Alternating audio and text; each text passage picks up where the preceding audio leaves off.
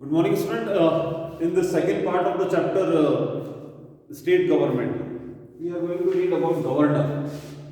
Governor जो कि nominal head होता है स्टेट का, दैट इज जो पूरी स्टेट की एग्जीक्यूटिव है, जिसके अंदर चीफ मिनिस्टर भी आ जाते हैं, काउंसिल ऑफ मिनिस्टर आते हैं. गवर्नर उस सब का नॉमिनल हेड है. Governor is appointed for a period of 5 years by president governor को अपॉइंट करता है. तो appointment is done by president. Clear? The president is the person who appoints the governor. जब अपॉइंट करता है तो जो चीफ मिनिस्टर है, सीएम इज कंसल्टेड. ये एक है कि whenever a governor is appointed, उस स्टेट के चीफ मिनिस्टर से कंसल्ट जरूर किया जाता है. Governor is appointed for 5 years, but he can be transferred. एक स्टेट से दूसरे स्टेट में ट्रांसफर किया जा सकता है गवर्नर का. गवर्नर के लिए एक और बेसिक रिक्वायरमेंट है कि जिस स्टेट में गवर्नर बनाया जाएगा, he should not be the permanent resident of that state. मतलब राजस्थान में जिसको गवर्नर बनाया जाएगा वो राजस्थान का नहीं होना चाहिए. He can be from Uttar Pradesh, MP, Gujarat, कहीं से भी, but can not be from Rajasthan. ये भी गवर्नर के लिए एक क्वालिफिकेशन में मान लो या मिनिमम रिक्वायरमेंट मान लो कि he should not be from that state in which he is being appointed as governor. And for 5 years he is appointed by president and chief minister is consulted. He can resign and can also be transferred by president. ये उसकी requirement है. Minimum age for being appointed as governor is 35 years. तो governor बनने के लिए जो minimum age है that is 35 years.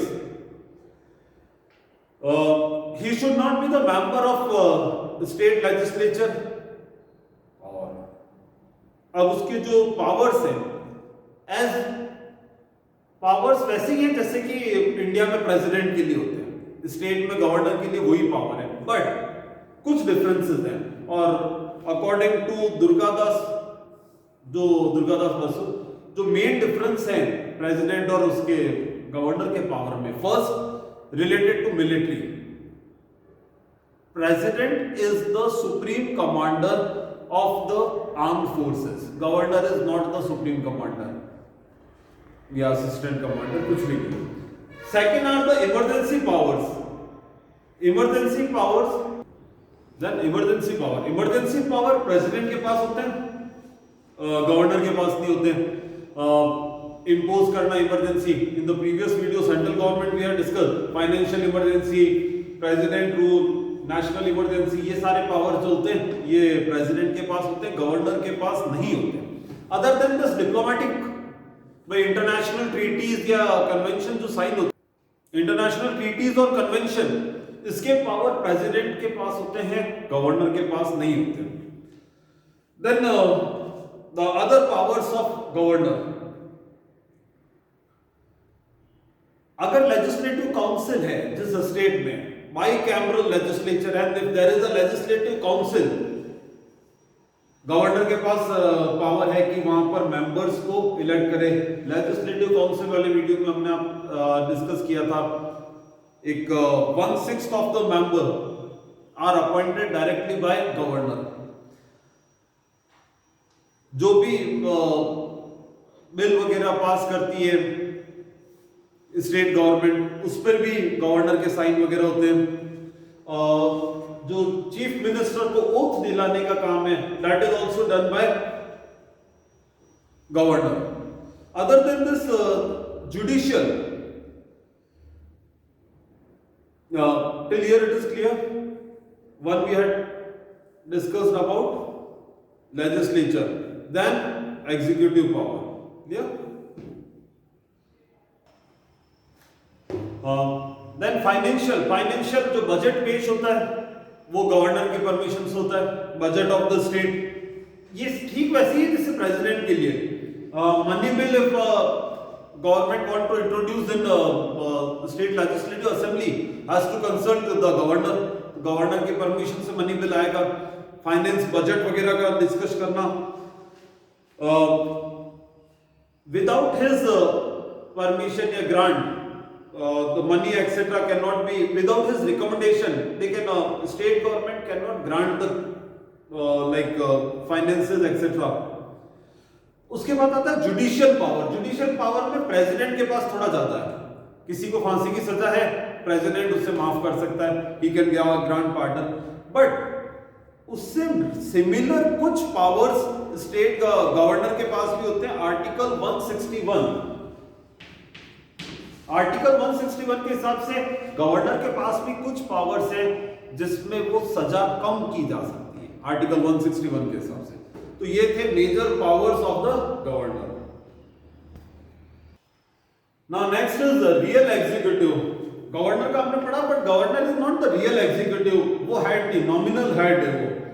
Exact power जो होती है वो पार्लियामेंट्री सिस्टम जहां पर भी होता है वो मिनिस्टर्स में होती है, headed by a chief minister. या अगर सेंटर की बात करें तो council of minister headed by prime minister. यहां पर आर्टिकल 164 इंडियन कॉन्स्टिट्यूशन का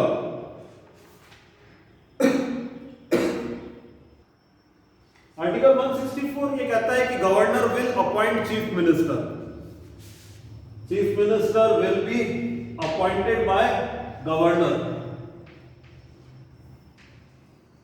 गवर्नर अपॉइंट करेगा चीफ मिनिस्टर को, आर्टिकल 164 ऐसा कहता है। देन मिनिस्टर्स, एक काउंसिल ऑफ मिनिस्टर होगी जो कि हेल्प करेगी, एडवाइस करेगी चीफ मिनिस्टर गवर्नर वगैरह को। तो काउंसिल ऑफ मिनिस्टर के लिए 91 अमेंडमेंट हुआ कॉन्स्टिट्यूशन में, और वो ये कहता है it will be 15% of the state legislature. यानी राजस्थान में अगर बात करें 200 मेंबर हैं स्टेट लेजिस्लेटिव असेंबली में, तो 15% करीब 30 मेंबर्स हो सकते हैं। तो 15% तक का ये हो सकता है council of minister. Then qualification, to become minister the person need to be the member of state legislative assembly या legislative council जो भी applicable है, उसका member होना जरूरी है। इसके साथ ये भी जरूरी है कि वो अगर मान लो चीफ मिनिस्टर ने बना दिया, किसी को फाइनेंस मिनिस्टर बना दिया, बहुत अच्छे व्यक्ति है तो सब उन्हें फाइनेंस मिनिस्टर बना दिया, बट वो किसी के मेंबर नहीं है, तो with in 6 months he should take membership, या तो लेजिस्लेटिव असेंबली या काउंसिल, किसी एक की मेंबरशिप उन्हें लेनी ही होगी। Work division is done by chief minister, कि भाई ये फाइनेंस मिनिस्टर बनेंगे, ये आपके होम मिनिस्टर बनेंगे, ये एग्रीकल्चर, हर तरह के जो मिनिस्टर का वर्क डिवीजन है that is done by chief minister. And salary का लिए वैसे बहुत सी फैसिलिटीज मिलती है उनको, बट फिर भी एक सैलरी जो होती है वो आर्टिकल 164 के 5th पार्ट में दे रखा है कि it will be decided by legislature. Salary बढ़ाना करना ये लेजिस्लेचर बिल पास करके करेगी। तो ये था सारा काउंसिल ऑफ मिनिस्टर के बारे में। 3 तरह के मिनिस्टर होते हैं यहाँ पर भी, वही कैबिनेट, स्टेट और डेप्यूटी मिनिस्टर। कलेक्टिव रिस्पॉन्सिबिलिटी होती है, यानी ऐसा नहीं है कि भाई वो मिनिस्टर गलत है, वो सबकी बराबर जिम्मेदारी है। अगर किसी के मान लो नो कॉन्फिडेंस मोशन वगैरह ऐसा कुछ भी आता है तो सबकी कलेक्टिव रिस्पॉन्सिबिलिटी होगी। उसमें ये नहीं कि ये गलत ये सही, इसलिए ताकि वो सब एक साथ मिलकर काम करें। मिनिस्टर्स जनरली रूलिंग पार्टी वाले, मतलब चीफ मिनिस्टर खुद की पार्टी से ही लिए जाते हैं, और उसका रीजन ये कि it should work as a team, team के तौर पे काम करे। ऐसा नहीं कि ऐसा वो अलग जा रहा है वो अलग जा रहा है, तो जनरली वो एक ही ग्रुप से लिए जाते हैं। बट ग्रुप का मतलब ये नहीं है, मिनिस्टर बनाते वक्त ये जरूर ध्यान रखा जाता है कि every section is getting proper representation, के साथ उसमें ये ग्रुप वो group, linguistic group, religious group, caste wise सबका ध्यान रख के एक बैलेंस वे में क्या काउंसिल ऑफ मिनिस्टर डिसाइड किया जाता है कि इसमें सभी आ जाए। क्लियर? आर्टिकल 163 ये कहता है कि एक काउंसिल ऑफ मिनिस्टर होगा जो गवर्नर को सपोर्ट भी करेगा, एडवाइस भी करेगा। दैट इज आर्टिकल 163 एंड 164 के हिसाब से governor will appoint a chief minister. Chief minister leader of the MLAs भी हो सकते हैं, हम ये कह सकते हैं गवर्नमेंट के हेड भी हैं, और विधानसभा के दैट इज लेजिस्लेटिव असेंबली के भी हेड हैं। He can even advise governor to dissolve the legislature. वो ये कह सकते हैं गवर्नर को आप विधानसभा ही बंद कर दो, because he is the main leader of the government, even all the MLAs are under him. तो उनको उनके पास ये राइट है कि वो ऐसा गवर्नर को एडवाइस कर दें कि विधानसभा दैट इज लेजिस्लेटिव असेंबली को बंद कर दें, वापस इलेक्शन होंगे। तो ये पावर चीफ मिनिस्टर के पास होती है। Next important topic is high court. तो हाई कोर्ट हम शुरू करते हैं, ठीक है।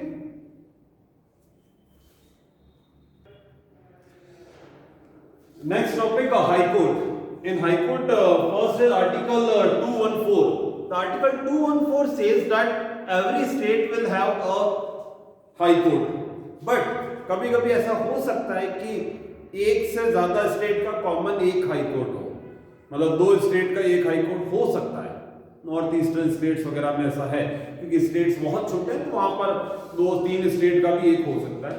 अदरवाइज बड़े स्टेट में हर स्टेट का एक हाई कोर्ट होता है। फर्स्ट हाई कोर्ट जो था 1862 में कलकत्ता हाई कोर्ट बना था। 1866 में इलाहाबाद हाई कोर्ट, काफी famous. Total high courts India में 24 है। इंपॉर्टेंट क्वेश्चन है, total number of high court. पहले के एमपीएससी में क्वेश्चन आ चुका है कोर्ट से, जुडिशरी से रिलेटेड सुप्रीम कोर्ट के जजेस का नंबर। इनिशियली तो शायद 7+1 थे चीफ जस्टिस के साथ 7, बट अभी 31 हो गए सुप्रीम कोर्ट के जजेस का नंबर। देन आर्टिकल 217 पार्ट 1 जजेस को लेकर है कि भाई जो हाई कोर्ट के जो मेन चीफ जस्टिस हैं वो प्रेसिडेंट की उस पर अपॉइंट करेंगे। जो अपॉइंटमेंट है उससे रिलेटेड है आर्टिकल 217 पार्ट 1। 217 पार्ट 2 क्वालिफिकेशन के ऊपर है। क्वालिफिकेशन में इंडियन सिटीजन होना चाहिए, 10 साल तक 10 इयर्स तक उन्होंने किसी पोस्ट पर एज अ जज वगैरह रहे हुए हों, और या फिर 10 इयर्स तक एडवोकेट के तौर पे काम किया हो supreme court high court. Then 219 oath, supreme court का सॉरी हाई कोर्ट के जो जजेस हैं उनको जो ओथ का काम है वो गवर्नर ओथ दिलाएंगे। आर्टिकल 222 प्रेसिडेंट सुप्रीम कोर्ट के चीफ जस्टिस ऑफ इंडिया के कहने के हिसाब से ट्रांसफर कर सकते हैं। हाई कोर्ट के जजेस का ट्रांसफर प्रेसिडेंट करते हैं by the advice of chief justice of India. Clear? Then article 221 article 221 के हिसाब से उनकी सैलरीज वगैरह से रिलेटेड है, करीब 80,000 रुपीज सैलरीज मिलती है। देन रिमूवल का जो प्रोसेस है दैट इज बाय 2/3 मेजोरिटी से दोनों हाउसेस की जजेस को हटाया जा सकता है। अदरवाइज 62 इयर्स की एज पे वो रिटायर होते हैं। 62 की एज में रिटायर होते हैं। बाकी 2/3 मेजोरिटी से लेजिस्लेचर से हटाया जा सकता है। मुख्य न्यायाधीश यानी चीफ जस्टिस जो है वो डिवाइड करेंगे उनके काम वगैरह कैसे क्या होंगे। नेक्स्ट है इंडिपेंडेंट जुडिशरी है, फिक्स उनका टेन्योर है, अपॉइंटमेंट का प्रोसेस बिल्कुल अलग है, उसमें कोई इंटरफेरेंस नहीं है लेजिस्लेचर एग्जीक्यूटिव का। तो हम ये कह सकते हैं जुडिशरी इज टोटली इंडिपेंडेंट, वो डिपेंडेंट नहीं है। नेक्स्ट आ जाता है उनके पावर्स, ठीक है। Next is jurisdiction of high court. पहला है ओरिजिनल जुरिस्डिक्शन, काफी ब्रॉड है, ज्यादातर चीजें इसी में आ जाती है, चाहे वो फंडामेंटल राइट से रिलेटेड हो या मेंबर ऑफ लेजिस्लेटिव असेंबली के इलेक्शन से रिलेटेड हो, पार्लियामेंट के कोई इलेक्शन से रिलेटेड हो, तो लोअर कोर्ट को कंट्रोल वाली बात, तो सारी चीजें इसमें आ जाती है। ओरिजिनल जुरिस्डिक्शन एक बहुत बड़ा एरिया है जहां पर हाई कोर्ट अपने डिसीजन देता है। उसके बाद रीट है, अलग अलग रीट है जो लीगल ऑर्डर है जो कोर्ट इश्यू करता है। अगले वीडियो में हम इस पे डिस्कस करेंगे अलग अलग रीट्स जो हैं, हैबेस कॉर्पस, मैंडेमस, सेल्टारियो, को वारंटो, ये अलग अलग रीट्स है। प्रोहिबिशन, अपीलेट जुरिस्डिक्शन, ये भी हाई सुप्रीम कोर्ट जैसा ही है।